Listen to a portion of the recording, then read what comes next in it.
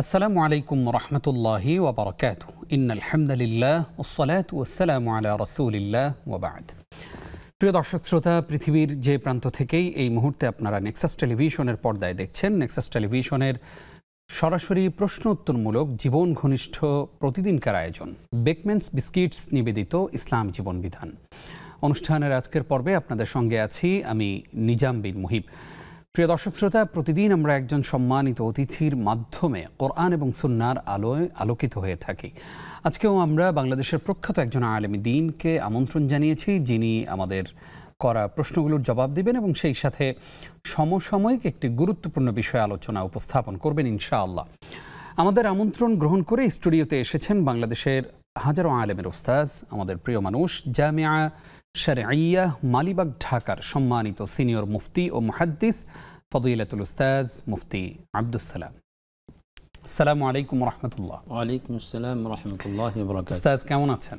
আলহামদুলিল্লাহ, আপনি কেমন? আলহামদুলিল্লাহ, আমরাও ভালো আছি। আপনাকে আমাদের এই চমৎকার জীবন ঘনিষ্ঠ আয়োজনের আজকের পর্বে স্বাগত জানাচ্ছি। বারাকাল্লাহু ফিক। আমিন ওয়া ইয়াক। প্রিয় দর্শক, আজকে আমরা গুরুত্বপূর্ণ যে বিষয় আলোচনা শুনতে চাই তা হচ্ছে নারীরা যেভাবে হজ করবেন। আমাদের অনেক বোনেরা হজের উদ্দেশ্যে রওনা দিয়েছেন, আল্লাহর মেহমান হয়ে রওনা দিয়েছেন, কেউ রওনা দিবেন, প্রস্তুতি নিচ্ছেন, কারো ফ্লাইট সামনে আছে। আমাদের বোনদের অনেক কোশ্চেন থাকে, হজে গিয়ে কোন কাজটা কিভাবে করবেন, কিভাবে পর্দা মেনটেন করবেন, হজের সময়টাতে যদি মাসিক অসুস্থতা চলে আসে তাহলে কিভাবে বাকি কাজ হজের বাকি কাজগুলো সম্পাদন করবেন, এইরকম নানান প্রশ্ন আছে। আমরা সেই প্রশ্নগুলো নিয়ে সাজিয়েছি আমাদের আজকের আয়োজন। স্ক্রিনে প্রদর্শিত নাম্বারে আপনারা আমাদেরকে এ বিষয়ে যে কোনো প্রশ্ন অথবা আপনার জীবনে ঘটে যাওয়া যে কোনো বিষয় নিয়ে প্রশ্ন করতে পারবেন ইনশাআল্লাহ। চলুন প্রিয় দর্শক, দেরি না করে আলোচনা শুরু করি। শেখ, আমরা একদম শুরুতেই যেই বিষয়টা আপনার কাছে জানতে চাই তা হচ্ছে যে আমাদের অনেক বোনদের আকাঙ্ক্ষা যে হজে যাবেন, আল্লাহর ঘর জিয়ারত করবেন, উমরা করবেন, কিন্তু অনেকের মাহরাম নাই বলে ওনারা জানেন, কিন্তু মাহরাম যে স্বামী, ছেলে, এর বাইরেও যে আরও মাহরাম আছে, ওই তালিকাটা না জানার কারণে ওনারা জানেন না যে আসলে মাহরাম আর কারা হতে পারে। আপনার কাছে জানতে চাই, যে নারীদের অর্থ আছে কিন্তু স্বামী নাই, স্বামী মৃত্যুবরণ করেছেন অথবা ছেলে নাই, এর বাইরে কার কার সাথে তারা চাইলে হজ এবং উমরা করতে পারে? ধন্যবাদ। আসলে আপনি প্রাসঙ্গিক এবং খুবই জীবন ঘনিষ্ঠ বর্তমান প্রেক্ষাপটে যেটা চলছে, হজের মাস, এই মুহূর্তে সকলেই হজের প্রস্তুতি নিচ্ছেন।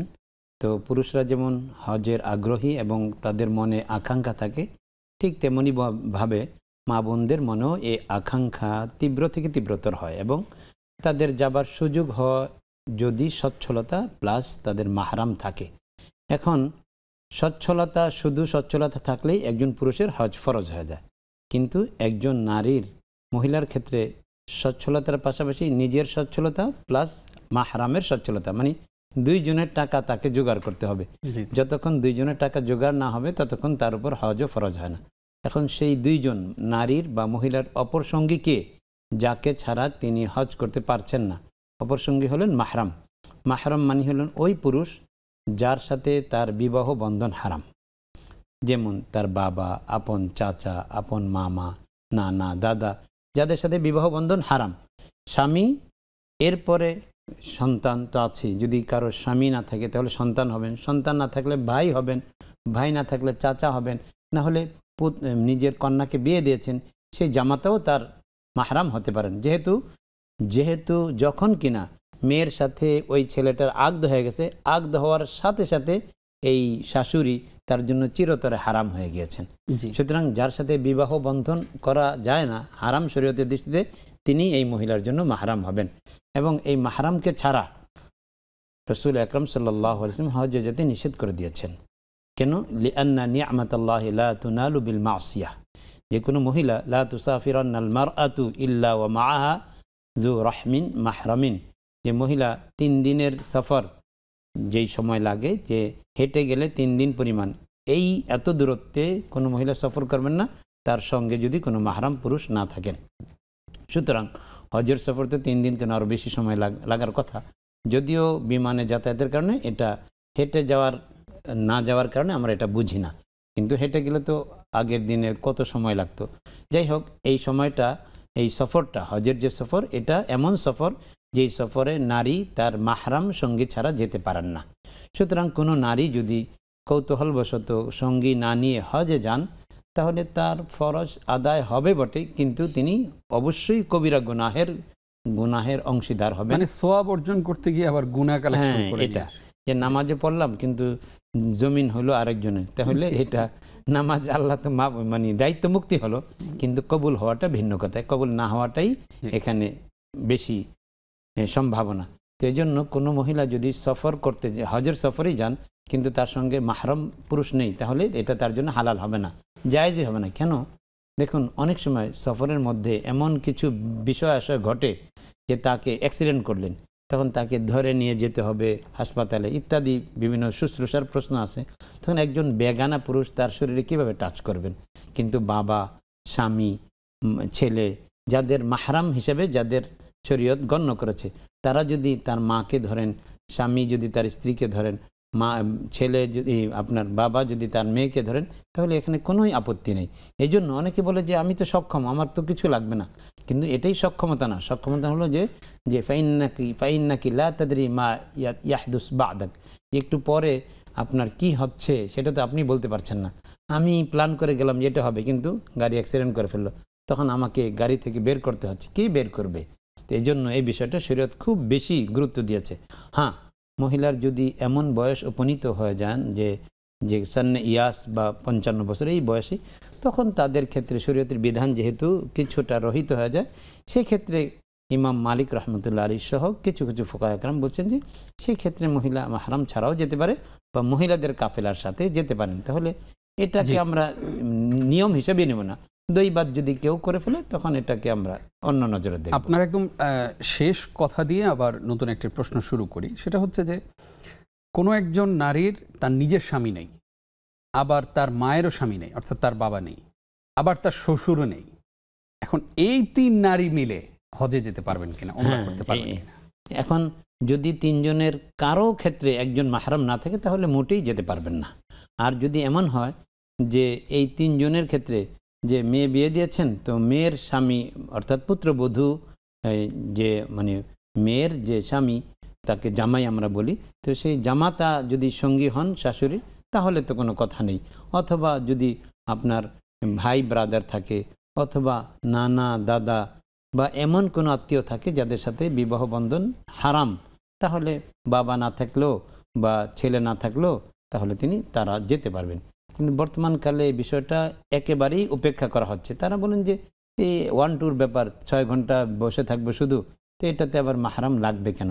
কিন্তু মাহরামের প্রয়োজনীয়তা ওখানে যাওয়ার পরে হারে হারে টের পেয়ে থাকেন তারা, যে আসলে একজন মাহরাম পুরুষ থাকলে একজন মহিলাকে যেভাবে আগলে রাখেন, আপনি যেমনটা দেখেছেন বা এই অভিজ্ঞতা আছে যে প্রচণ্ড ভিড়ের মধ্যে একজন মাহরাম থাকলে, যেমনটা আমরা দেখি বিভিন্ন মিডল ইস্ট থেকে আসেন, তো তারা স্ত্রীদেরকে, বোনদেরকে, মায়েদেরকে এমন প্রোটেকশন দেন যে যত ভিড় হোক মহিলার গায়ে যেন কোনো ভিড়ের টাচ ছোঁয়া না লাগে।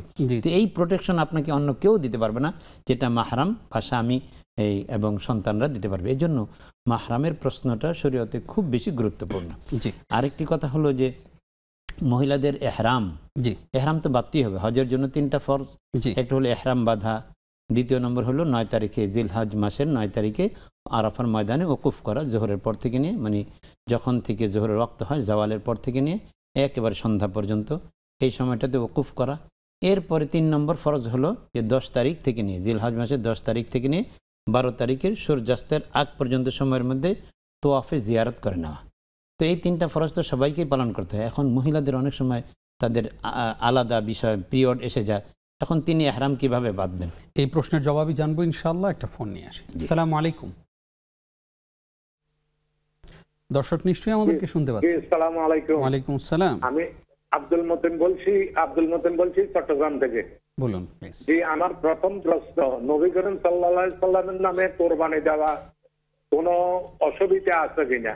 জি জি, আগে আমরা দিয়েছি, এখন এটা নিয়ে অনেক প্রশ্ন আইতেছে। জি জি, আর কোন প্রশ্ন আছে আপনার? সেকেন্ড প্রশ্ন, আমাদের মুরব্বিয়ানরা যারা দুনিয়া থেকে চলে গেছে, বাবা মা দাদা দাদি, এদের কয়েকজনের নামে যদি 100 কোরবানি সওয়াব পৌঁছানো যায় কিনা, ওদের পক্ষে কোরবান দিয়ে এটা শরীয়ত সম্মত কিনা এটা একটু জানতে চাইতেছি। অসংখ্য ধন্যবাদ আপনাকে, আমরা আর জানাবো 3 নম্বর প্রশ্ন, একজন থেকে শুনেছি আপনার তোয়াফ করি, মানে হজ করার পরে সাই করার পরে মাথার চুল মুন্ডন করার পরে কাবা শরীফে হাত দিতে পারবে, এর আগে নাকি হাত দেওয়া নিষেধ। এই ধরনের কোন শরীয়ত সম্মত কিনা এটা একটু জানতে চাইছি। অসংখ্য ধন্যবাদ আপনাকে, আপনি থাকুন আমাদের সঙ্গে, ইনশাআল্লাহ ছোট্ট একটি বিরতির পরে আমরা আপনার প্রশ্নের জবাব জানব। প্রিয় দর্শক শ্রোতা, আপনারা দেখছেন বেকমেন্স বিস্কিটস নিবেদিত ইসলাম জীবন বিধান। সময় হলো ছোট্ট একটি বিরতির, আমাদের সঙ্গেই থাকুন।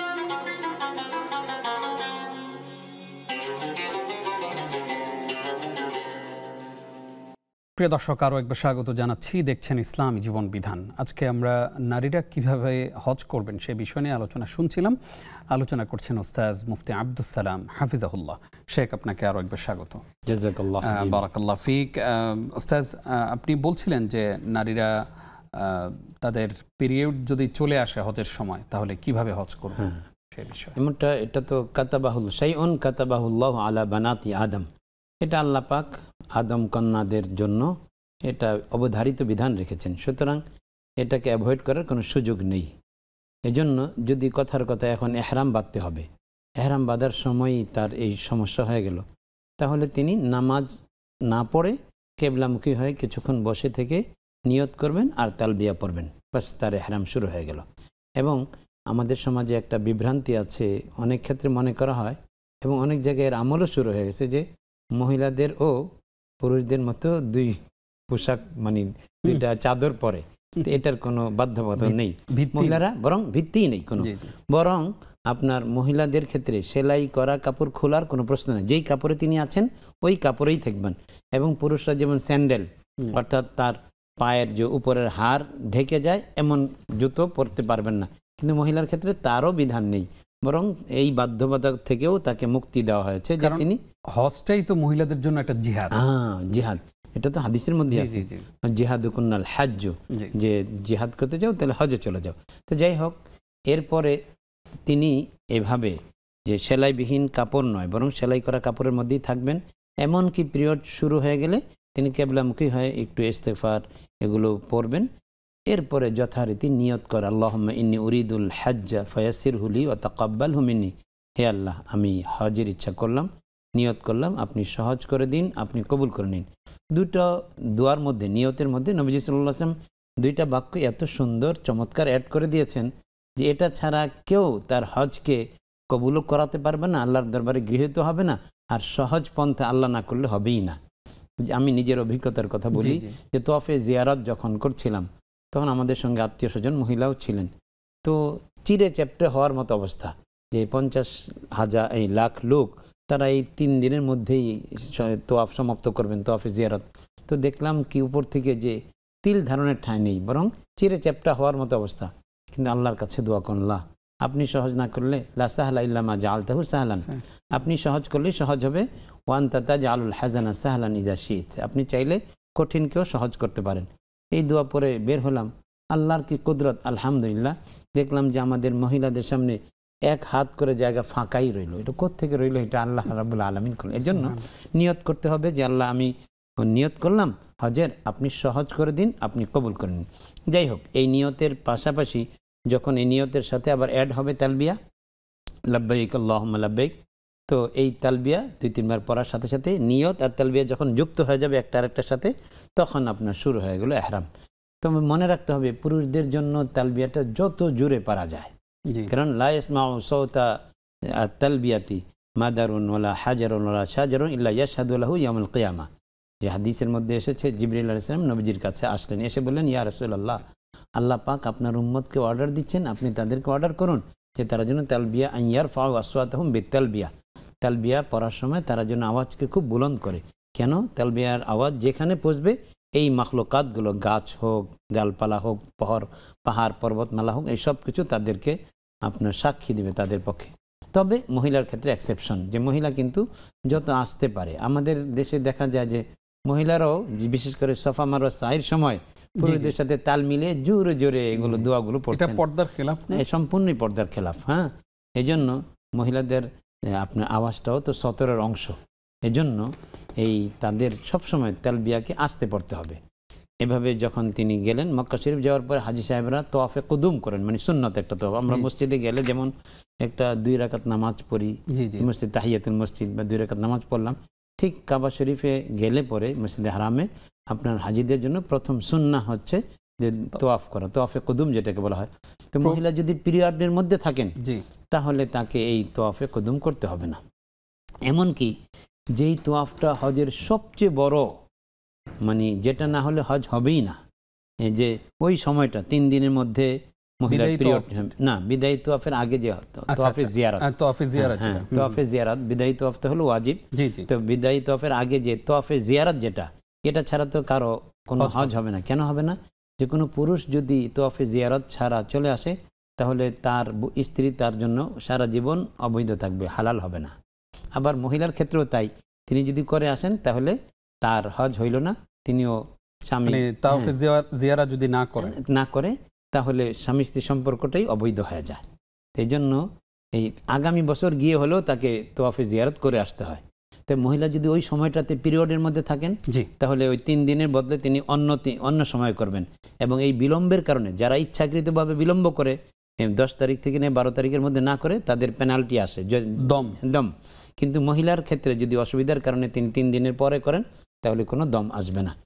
এমনকি এমন হয় যে কোনো মহিলার পিরিয়ড চলছে, এখন তার হজ থেকে ফিরতি ফ্লাইট শুরু হয়ে গেছে, এখন আর পারছেন না তিনি, তাহলে তিনি আপনার তোয়াফ ছাড়াই চলে যাবেন। আর যদি তোয়াফ করে নেন, মানে মহিলারা হজের ক্ষেত্রে এই পিরিয়ডকালীন সময়ে তোয়াফ ছাড়া আর সবগুলো কাজ করবেন। আম্মা জান আয়েশা রাদিয়াল্লাহু তাআলা আনহাকে নবীজি সাল্লাল্লাহু আলাইহি ওয়াসাল্লাম বলেছেন যে ইমজি ফি হাজ্জিক, তুমি তোমার হজের কর্মগুলো চালিয়ে যাও, গায়রা আন লা তাতুফি বিল বাইত, তবে বাইতুল্লাহ শরীফের তোয়াফ করবে না, নামাজ আদায় করবে না, এই কাজটা করবে না। সুতরাং তোয়াফে জিয়ারতের মধ্যে মহিলা ওই সময়টাতে তোয়াফে জিয়ারত করবে না।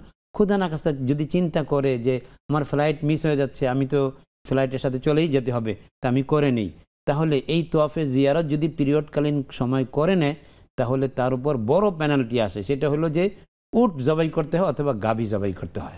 মানে আল্লাহ প্রদত্ত একটা ইয়ের মধ্যে থেকে আবার নিজে থেকে একটা পণ্ডিতে করা। এজন্য এটা তাকে এই মানে তোয়াফ এটা খুব গুরুত্বপূর্ণ, যে তোহারাত যদি না হয়, পবিত্রতা যদি না থাকে তাহলে কেউ তোয়াফ করতে পারে। খুবই গুরুত্বপূর্ণ একটা বিষয় আপনি আমাদের সঙ্গে শেয়ার করেছেন। আশা করছি আমাদের বোনেরা মানে হজের একটা গুরুত্বপূর্ণ বিষয় জানতে পারলেন। এই মুহূর্তে আরো একজন দর্শক আছেন আমাদের সঙ্গে। আসসালামু আলাইকুম। ওয়ালাইকুম আসসালাম। আমি খিলক্ষেত থেকে নাজমুন নাহার। জি বলুন। আমার একটা প্রশ্ন, আমার শাশুড়ি মারা গেছে আজকে 20 দিন, ওনার জন্য একটু দোয়া করবেন। আর আমি মারা গেছে, আমি সব সময় দেখি যে উনি আমারে ডাকতেছে, উনি শুয়ে রয়েছে, বসে রয়েছে, ওই দেখলে আমি অস্থির হই, যে আমি মানে অসুস্থ হই, যেন আমার করণীয় কি। আচ্ছা আচ্ছা, জি ধন্যবাদ আপনাকে। ওয়ালাইকুম আসসালাম। আরো একজন দর্শক আছেন। আসসালামু আলাইকুম। ওয়ালাইকুম আসসালাম। আমি নীলুফার। জি জি বলুন। আমার 3টা প্রশ্ন হবে। বলুন। 1 নম্বর প্রশ্ন হচ্ছে, হুজুর আমার ছেলেকে মাদ্রাসায় দিচ্ছি, মানে যে এক পারা মুখস্থ করছে কিন্তু যাইতে চায় না, অনেক কষ্ট করে তারা মাদ্রাসায় দিচ্ছি, নিয়ে শিকল দেয়া 2 দিন মানে বান্ধে রাখা হয়েছে। এখন ছুটা হয়েছে কিন্তু সবাই মানে দেখে দেখে রাখা হয়, ইয়েতে কি মানে হ্যাঁ কোনো ক্ষতি হবে কিনা হুজুর যদি বলতেন। জি জি। আর 2 নম্বর প্রশ্ন হচ্ছে, হুজুর কেউ যদি জন্মদিনে দাওয়াত দেয় তাহলে কি সে দাওয়াতে যাওয়া যাবে কিনা। আচ্ছা। আর 3 নম্বর হচ্ছে, হুজুর আমার আব্বা হজে যাওয়ার জন্য টাকা জমা দিছিল, কিন্তু আমার আব্বা 27 তারিখ মারা গেছে। মানে এতে আমার আব্বা কি হজ মানে কি হয়েছে যদি বলতেন, আমার আব্বার জন্য দোয়া করবেন হুজুর। জি জি জি অবশ্যই। ধন্যবাদ আপনাকে। ওয়ালাইকুম আসসালাম ওয়া রাহমাতুল্লাহি ওয়া বারাকাতুহু। শেখ আমাদেরকে অনেকেই প্রশ্ন করেছেন। একজন প্রশ্ন করলেন যে রাসূল সাল্লাল্লাহু আলাইহি ওয়াসাল্লামের নামে, অর্থাৎ তার পক্ষ থেকে আমরা উম্মত হিসাবে কোরবানি দিতে পারবো কিনা। দেখুন, রাসূল আকরাম সাল্লাল্লাহু আলাইহি ওয়াসাল্লাম হলেন আমাদের সকলের জন্য সবচেয়ে বড় মুহসিন আজিম, মানে আমাদের উপরে তার যে দয়া মায়া এবং উপকার সাধন করে গেছেন এর কোনো তুলনা নাই। আল্লাহ বলছেন যে ওয়াকুনতুম আলা শাফা হুফরাতিন মিনান নার ফাআনকাযাকুম মিনহা, তোমরা দুজখের গহ্বরে কিনারায় চলে গিয়েছিলে, তিনি তোমাদেরকে সেখান থেকে টেনে সুবহানাল্লাহ। জান্নাতের পথে নিয়ে এসেছেন। সুবহানাল্লাহ। এই বিষয়টা চিন্তা করলে নবীজির যে আমাদের উপর নবীজির ইহসান, সুতরাং সেই ইহসানের বিপরীতে আমাদের কর্তব্য হচ্ছে নবীজি সাল্লাল্লাহু আলাইহি ওয়াসাল্লামের জন্য সবসময় দুরূদ শরীফ পড়া, সময় সুযোগ হলে যদি আমি সচ্ছল ব্যক্তি হই কোরবানির সময় কোরবানি করা। নবীজি সাল্লাল্লাহু আলাইহি ওয়াসাল্লাম যে বিদায় হজ করেছেন সেখানে কিন্তু 2টা উট কোরবানি করেছেন, একটা হলো নিজের পক্ষ থেকে, আরেকটা হলো উম্মতের পক্ষ থেকে। তো উম্মতের জন্য কর্তব্য হচ্ছে যে রসুল আকরাম সাল্লাল্লাহু আলাইহি ওয়াসাল্লামের পক্ষ থেকে। অনেকে বলেন রসুলের নামে, নামে তো হবে আল্লাহর নামে, সবকিছুই আল্লাহর নামে হয়, আল্লাহর জন্য হয়, কিন্তু রসুলের পক্ষ থেকে আমি রসুলের একজন আদনা সামান্য উম্মত হয়ে রসুলের পক্ষ থেকে এই নাজরানা পেশ করলাম। এইটার জন্য কি আলাদা শরিক দিতে হবে নাকি আমার শরিকের মধ্যে আমি রাসূল সাল্লাল্লাহু আলাইহি ওয়াসাল্লামের মানে ফরজ হোক, ওয়াজিব হোক বা নফল হোক, কোনো অংশ 7 ভাগের কম হতে পারবে না। এই নয় যে 7 জনে মিলে একটা সপ্তম অংশের মধ্যে 7 জনের শরিক হলো, তাহলে কিন্তু হবে না। আমার যে অংশ ঐচ্ছিক দেই, আমি নবীজির নাম পক্ষ থেকে একটা ঐচ্ছিক অংশ দিলাম, কিন্তু সেই অংশটা শুধুই আমার হতে হবে, মানে এখানে অন্য কারোর অংশীদারিত্ব চলবে না। অন্য কারো অংশীদারিত্ব না, মানে আমি বলছিলাম যে আমি তো এক শরিক কোরবানি দিলাম, জি, এখন রাসূল সাল্লাল্লাহু আলাইহি ওয়াসাল্লামের পক্ষ থেকে কি আলাদা একটা শরিক আমাকে নিতে হবে, নাকি আমি যেই শরিকটা কোরবানি দিলাম গরুর মধ্যে একটা শরিক যে আমি নিলাম এটার মধ্যেই রাসূলের নাম, এটার মধ্যে রাসূল সাল্লাল্লাহু আলাইহি ওয়াসাল্লামের পক্ষ থেকে নিয়ত করা যাবে না, আলাদা একটা শরিক লাগবে। জি, খুবই সুন্দর একটি প্রশ্নের জবাব জানলাম। একজন প্রশ্ন করেছেন, পাশাপাশি একটু জানতে চাই যে ওই গোশতটা কি আমরা খেতে পারবো নাকি ওটা দান করে দিতে হবে? গোশত খাওয়ার ক্ষেত্রে নিয়ম হলো, যদি কুরবানিটা মান্নতের না হয়, মান্নতে যে আমার এই কাজটা হয়ে গেলে আমি একটা কুরবানি করব, এখন একটা ভাগ আপনি কুরবানি দিলেন, তো ওই মান্নতের ভাগেরটা আপনি খেতে পারবেন না। আর সাদাকায়ে ওয়াজিবা নাফেলা যে মান্নত করেননি, এমনিতে আপনি নবীজির পক্ষ থেকে একটা অংশ কোরবানি দিলেন, তো সেই অংশের গোশত আপনার কোরবানির যেই হিসাব ওটারও সেই হিসাব, অর্থাৎ মান্নত না হলেই হলো। মান্নত যদি হয়ে যায় তাহলে এটা সাদাকা করা ওয়াজিব, দিয়ে দিতে হবে। জাযাকাল্লাহ খাইর। আমরা আসবো আবারও আপনার কাছে ইনশাআল্লাহ আরও একটি বিরতির পর। প্রিয় দর্শক, আপনারা দেখছেন বেকম্যানস বিস্কিটস নিবেদিত ইসলামী জীবন বিধান। সময় হলো আরও একটি বিরতির, সঙ্গেই থাকুন।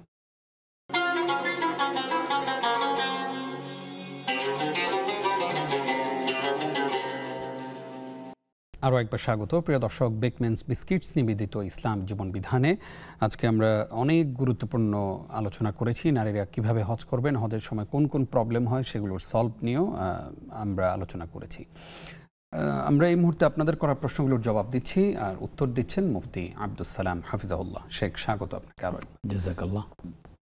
উস্তাদ, আমাদেরকে একজন প্রশ্ন করেছেন, যারা দুনিয়া থেকে চলে গেছেন, আমার দাদা দাদি নানা নানি, ওনারা দুনিয়া থেকে চলে গেছেন, এখন ওনাদের সবার পক্ষ থেকে আমি কোরবানি করতে পারবো কিনা, সবার নাম একটা অংশে দিয়ে এরকম কোনো কোরবানি করতে পারবো কিনা? আসলে সবার নাম কোরবানি করলে মানে নিয়ম হলো যে আপনি ওয়াজিব কোরবানি হোক বা নফল কোরবানি হোক, একজনের জন্য একটা অংশ নির্ধারণ করবেন। হ্যাঁ, সুতরাং যদি এক অংশ আর আপনি কোরবানি করলেন, কিন্তু আর বললেন এভাবে যে কোরবানিটা আমি করলাম কিন্তু আল্লাহ এর সওয়াব তাদেরকে দেন, তাহলে তা হতে পারে। কিন্তু কারো পক্ষ নির্ধারণ করলে তখন একজনের পক্ষে শুধু একটা অংশই নিতে হবে, এই আর কি। জি। তিনি আরেকটি প্রশ্ন করলেন যে মাথা মুন্ডন করার আগে কাবা স্পর্শ করা যাবে না বলে ওনাদের সমাজে একটা কথা প্রচলিত আছে, এটা কি সত্য? এটা সত্য হয় কি করে? মনে করেন আমি এফরাদ হজ করছি, এখন 10 তারিখে সকালে মুজদালিফা থেকে আমি মিনায় এসে কঙ্কর মারলাম। কঙ্কর মারার পরে আমার তো কোনো কোরবানি নেই, কোরবানি যেহেতু নেই তখন আমি বাইতুল্লাহ শরীফে তওয়াফ করে নিলাম, এরপর মাথা মুন্ডন করলাম। এই নয় যে মাথা মুন্ডন করার পরেই আমাকে বাইতুল্লাহ শরীফে তওয়াফ করতে হবে, এমন জরুরি বিষয় না। সুতরাং মাথা মুন্ডন করা ছাড়া বাইতুল্লাহ শরীফে তওয়াফ করা যাবে না। তওয়াফ না, স্পর্শ। স্পর্শ যে তওয়াফ করতে গেলেই তো স্পর্শ হয়, একই কথা। স্পর্শ করা যাবে না মাথা মুন্ডন বিহীন, ভুয়া কথা। জি জি।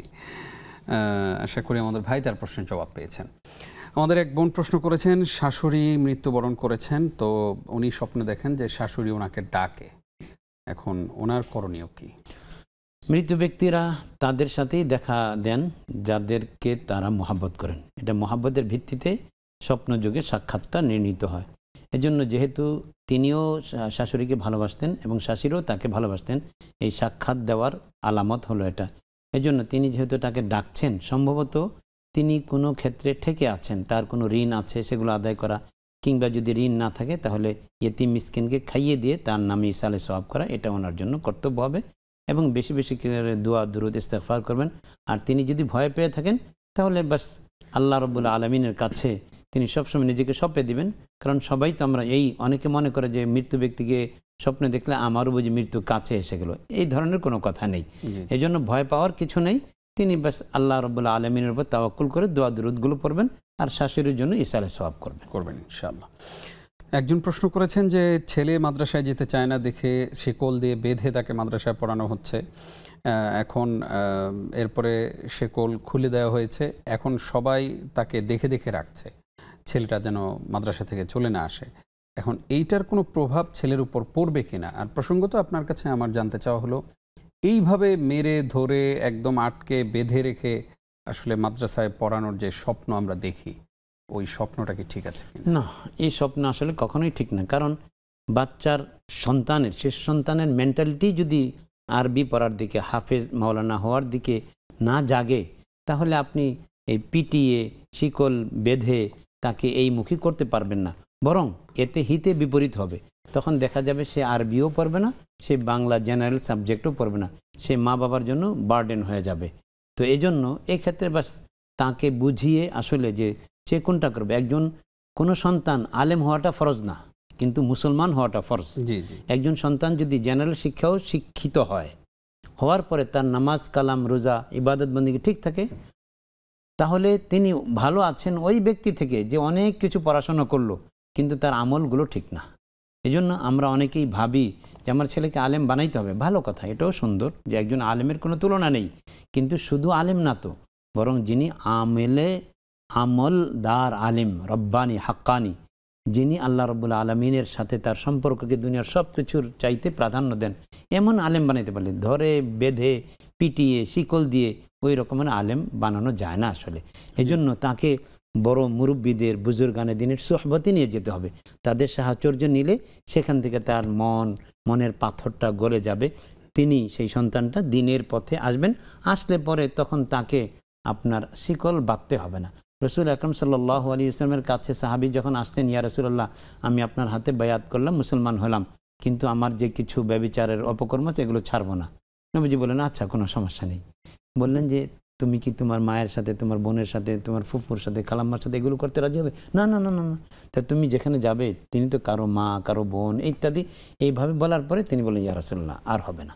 তো এইভাবে যদি যুক্তির মাধ্যমে তার দিলে ইসলামী আল্লাহর কোরআনের হাদিসের মহব্বতটা প্রবেশ করিয়ে দেওয়া যায়, তখন তাকে শিকল বাঁধতে হবে না। এই জন্য প্রথম কর্তব্য হলো বুজুর্গানে দিনের ওলামাদের সোহবতে স্থানীয় ইমাম সাহেবের কাছে নিয়ে যাওয়া, বাবা মা, এই বাবা সহ তাকে কিছু বুঝ দেওয়া, মা তার জন্য দোয়া করা।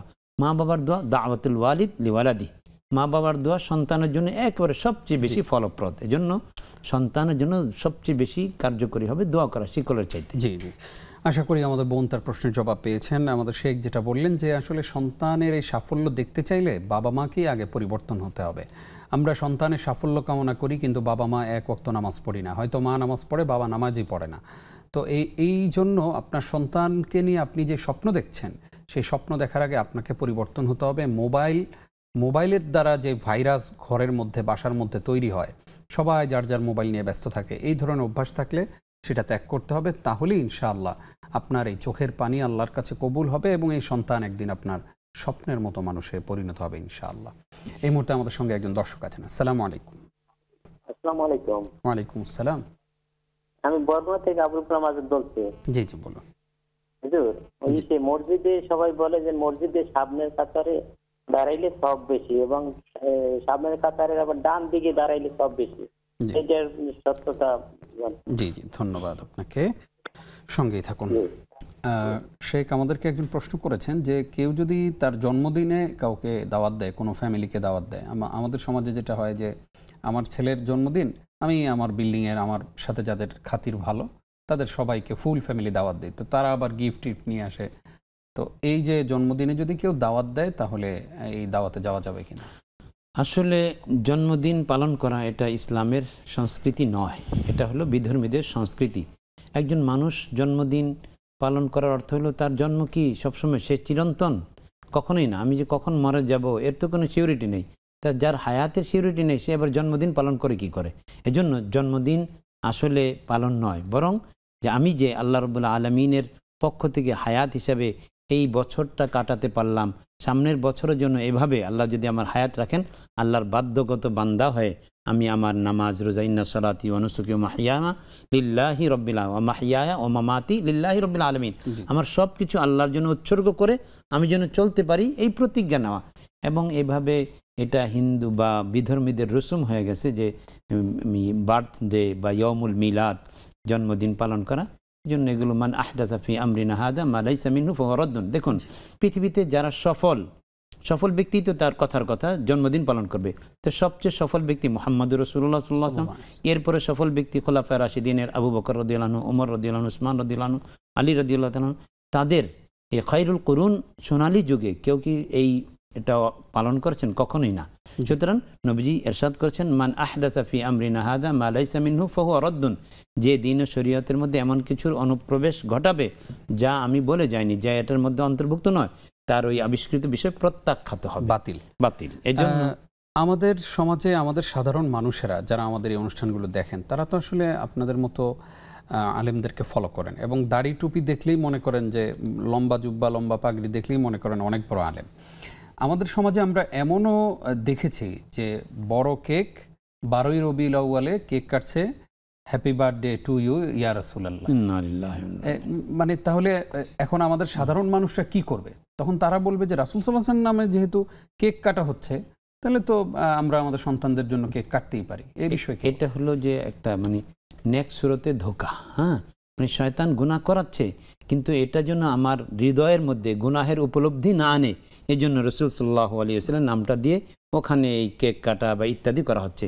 এটা শয়তানের আরেকটা ধোঁকা, মারাত্মক ধোঁকা। এই জন্য এ থেকে অবশ্যই বাঁচতে হবে। রাসূল আকরাম সাল্লাল্লাহু আলাইহি ওয়াসাল্লাম যেটা করেননি সেটা আমি রাসূলের নামে করছি, তার মানে এই অংশটা রাসূল আমাকে বলে যাননি, যেটা বলার দরকার ছিল। যেখানে আল্লাহ তাআলা বলেছেন আল ইয়াউমা আকমালতু লাকুম, শরীয়তের মধ্যে পরিপূর্ণ। এখন আপনি এই বিধানটা প্রবেশ করিয়ে শরীয়তকে অসম্পূর্ণ করে দিলেন। তাহলে নবীজির ঘাড়ে চাপালেন যে কিছু বিষয় ছিল যেটা নবীজি দায়িত্ব পালন করেননি বা লুকিয়ে গিয়েছেন। নাউজুবিল্লাহ। আল্লাহ আমাদেরকে হেফাজত করুন। আশা করি আমাদের দর্শকরা বিষয়টি ক্লিয়ার হয়েছেন। এই মুহূর্তে আরো একজন দর্শক আছেন। আসসালামু আলাইকুম। ওয়ালাইকুম সালাম। হুজুর, আমার দুটি প্রশ্ন ছিল। জি। আমি ফ্যামিলিগত ভাবে খুব একটু সমস্যা আছে ছেলে মেয়ে নিয়ে। আমাকে পাশের এক ভাবি বলছে, আপনি সবসময় লা হাওলা ওয়ালা কুওয়াতা ইল্লা বিল্লাহ এটা পড়বেন। আমি খাইতে বসতে শুইতে এটা পড়ি হুজুর, কিন্তু মনের ভিতর আমি কোন শক্তি পাই না হুজুর। আমি ভাবি যে যেটা নিয়াত করলাম ওইটা কি হয়ে গেল নাকি, মানে এটা দুর্ঘটনার মতন এরকম আতঙ্কের মধ্যে থাকে হুজুর। আর দ্বিতীয় যে আমি মা, আমি এত দোয়া করি আমার সন্তানের জন্য হুজুর, ঠিক মতো হচ্ছে না কেন কবুল।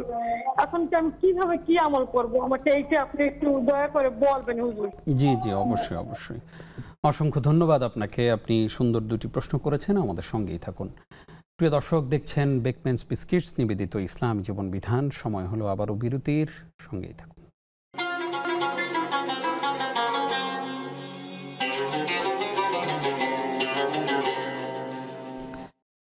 প্রিয় দর্শক, দেখছেন বেকম্যানস বিস্কিটস নিবেদিত ইসলাম জীবন বিধান। স্ক্রিনে প্রদর্শিত নম্বরে আমাদের সঙ্গে যুক্ত হতে পারবেন। নেক্সাস টেলিভিশন ইসলামিক এই ফেসবুক পেজেও কমেন্টে প্রশ্ন করতে পারবেন। যদিও আমরা আসলে আমাদের ফোন কলের যে প্রশ্নগুলো সেগুলোর জবাব দিতে দিতে অনুষ্ঠান একদম শেষ হয়ে যায়, তারপর আমরা চেষ্টা করব কয়েকটি প্রশ্ন অনলাইন থেকে নেয়ার। শেখ আমাদেরকে আশরাফ নামে একজন প্রশ্ন করেছেন যে অনলাইনে কোনো নারীর ছবি দেখে সেখানে আমি লাভ রিয়েক্ট দিতে পারবো কিনা। যেমন কোন একজন নারী তার শাড়ি পরা একটা ছবি আপলোড করেছেন, কোন একজন নায়িকা মডেলের ছবি, সেখানে গিয়ে আমি একটা লাভ রিয়েক্ট দিলাম, এরকম সুযোগ আছে? কোরআনে কারীমে সূরা নূর আল্লাহ রাব্বুল আলামিন কি বলেছেন? ওয়াল্লাযীনা ইউহিব্বুনা আন তাশিয়াল ফাহিশাতু ফিল্লাযীনা আমানু, যারা মুমিনদের মধ্যে অশ্লীলতা ছড়িয়ে পড়ুক এই কামনা করে আল্লাহ পাক তাদের জন্য গজব, লানত এবং মর্মন্তুদ শাস্তির প্রস্তুত রেখেছেন। তাহলে এই যে যিনি এই ছবিটা পোস্ট করলেন তিনি অশ্লীলতার ধারক বাহক হলেন এবং লাভ রিয়েক্ট দিয়ে তাকে উৎসাহিত করা হলো যে আপনার প্রক্রিয়াটা সুন্দর আছে, তাহলে উভয়ই গুনাহগার হলো।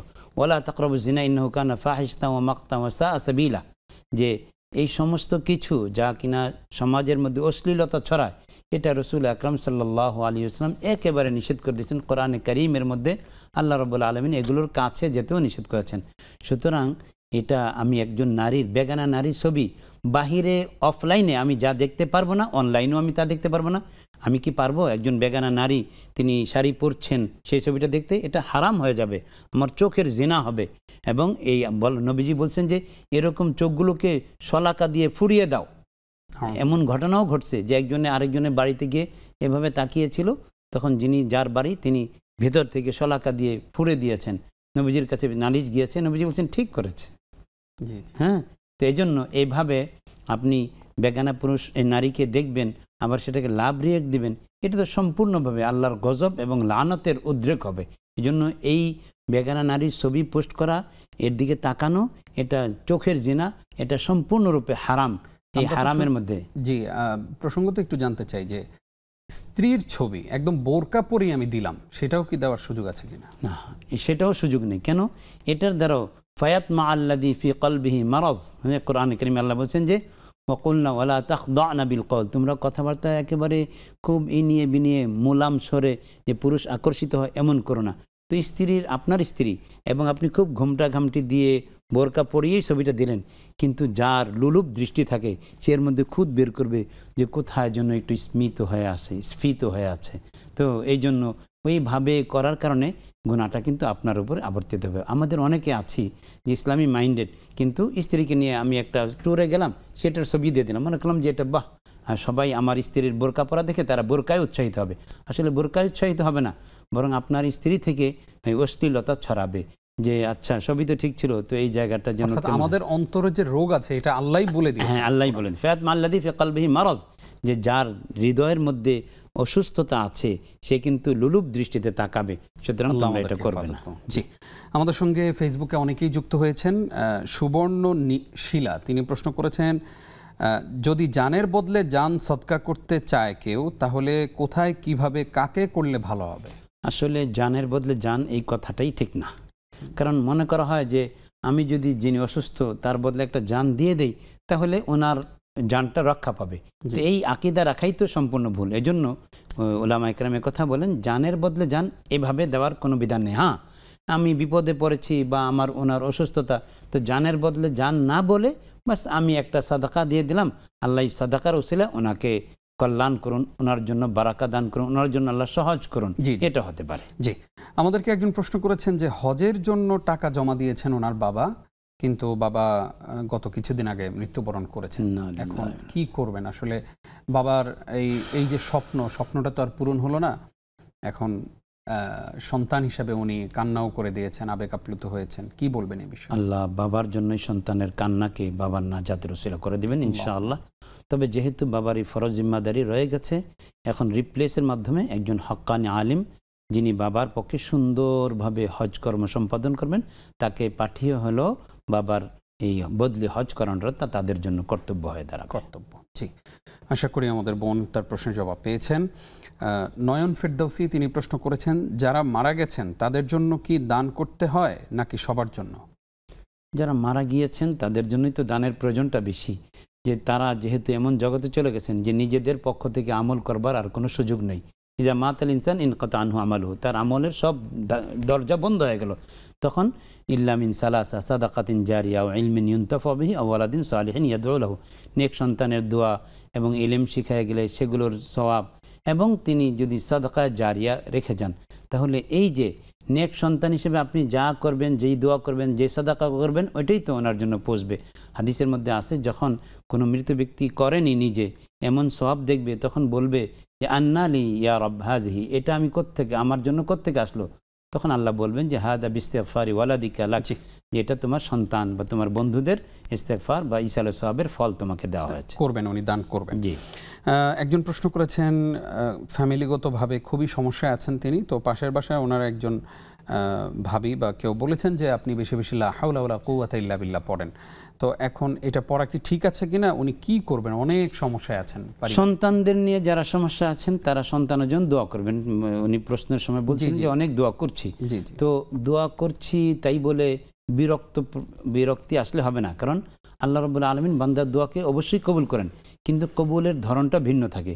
অনেক সময় আমি চাই যে আল্লাহ আমাকে 1 লাখ টাকা দাও, আল্লাহ 1 লাখ টাকা না দিয়ে আমাকে 10 লাখ টাকা সমপরিমাণ বিপদ দূর করে দেয়। তো দেখা যায় যে আমি নগদ 1 লাখ টাকা পেলাম না, এতে কিছুটা মর্মাহত, কিন্তু আমার বিপদ যে 10 লাখ টাকার কেটে গেল, এটা আল্লাহ তাআলা বিজ্ঞানসম্মত এবং হিকমত সম্পর্ক সম্মত, এজন্য ওইটা আল্লাহ করে দেন। আল্লাহ কারো দোয়াকে বৃথা দেন না। ইন্নাল্লাহ ইয়াস্তাজিবু দুআআল আবদি মা লাম ইয়াস্তাজিল আও ইয়াতি আও ইয়াদউ বিসমিন আও কাতিয়াতি রাহমিন। আত্মীয়তা সম্পর্ক ছিন্ন করা এবং গুনাহের দোয়া করা এবং তাড়াহুড়া করা, এই তিনটা না করলে আল্লাহ দোয়া কবুল করেই থাকেন। এই দোয়াটা তার জন্য জমা রইল। জাযাকাল্লাহ খাইর উস্তাদ, অনেকগুলো প্রশ্নের জবাব আমরা জানলাম, কষ্ট করে আপনি সময় দিয়েছেন এবং গুরুত্বপূর্ণ আলোচনা করেছেন।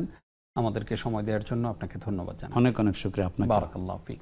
প্রিয় দর্শক, এতক্ষণ যারা আমাদের সঙ্গে ছিলেন আপনাদেরকেও ধন্যবাদ জানিয়ে আজকের ইসলামী জীবন বিধান অনুষ্ঠানটি শেষ করছি। প্রতিদিনকার এই আয়োজন নিজে দেখবেন, আরেকজনকে দেখাবেন এবং সেই সাথে এই আয়োজন ছড়িয়ে দেবেন বিশ্বময়। এতে অন্যকেও আমল করলে আপনিও সওয়াবের ভাগীদার হয়ে যেতে পারেন, হয়ে যাবেন ইনশাআল্লাহ। আগামী সপ্তাহে আবারও মঙ্গলবারে ইনশাআল্লাহ দেখা হবে। আল্লাহ তাআলা আপনাদেরকে ভালো রাখুন, সুস্থ রাখুন, সেই প্রত্যাশায় বিদায় নিচ্ছি। নিজাম বিন মুহিব। আসসালামু আলাইকুম ওয়া রাহমাতুল্লাহি ওয়া বারাকাতুহু।